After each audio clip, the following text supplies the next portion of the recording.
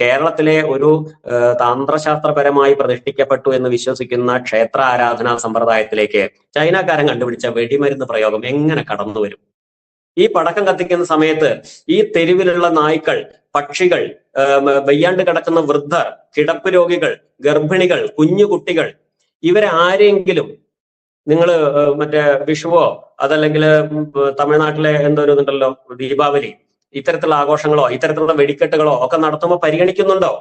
മറ്റുള്ളവരെ പരിഗണിക്കുന്നതിന്റെ പേരാണ് സംസ്കാരം.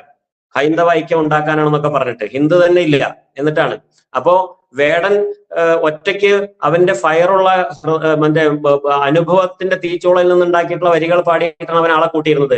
അവനെ തോൽപ്പിക്കാനാണ് ഇവര് നന്ദഗോവിന്ദം കൊണ്ടുവന്നത്. എന്നിട്ട് നന്ദഗോവിന്ദം ക്രിസ്ത്യൻ പാട്ട് പാടിയെന്നുണ്ട് ഇപ്പൊ അവരെ ചീത്ത വിളിച്ചുകൊണ്ടിരിക്കുകയാണ് അതേ ആൾക്കാർ, അന്ന് കൊണ്ടു നടന്ന ആൾക്കാര്. നമുക്കിപ്പം ശ്രീ ഞെരളത്ത് ഹരിഗോവിന്ദൻ അദ്ദേഹത്തിന്റെ ഒരു ഗാനം കേട്ടിട്ടാണ് ഇന്ന് ഉണർന്നത് തന്നെ. പടക്കം വേണ്ട, നെഞ്ചിൽ നടുക്കം വേണ്ട, പൂരപ്പറമ്പിൽ പാട്ടുകൾ തീർക്കും ശാന്തി മതി. ഹരിഗോവിന്ദനെ എനിക്ക് ബഹുമാനമുള്ളത് അദ്ദേഹത്തിന് എല്ലാ വിഷയങ്ങളിലും തന്റേതായിട്ടുള്ള നിലപാടുകളുണ്ട്. അത് ശരിയോ തെറ്റോ പബ്ലിക്കിന് ഇഷ്ടപ്പെടുന്നതോ ആണോ എന്നുള്ളത് വേറെ കാര്യം. പക്ഷെ this is very relevant. So please welcome Shri Harigovindan. നമസ്കാരം.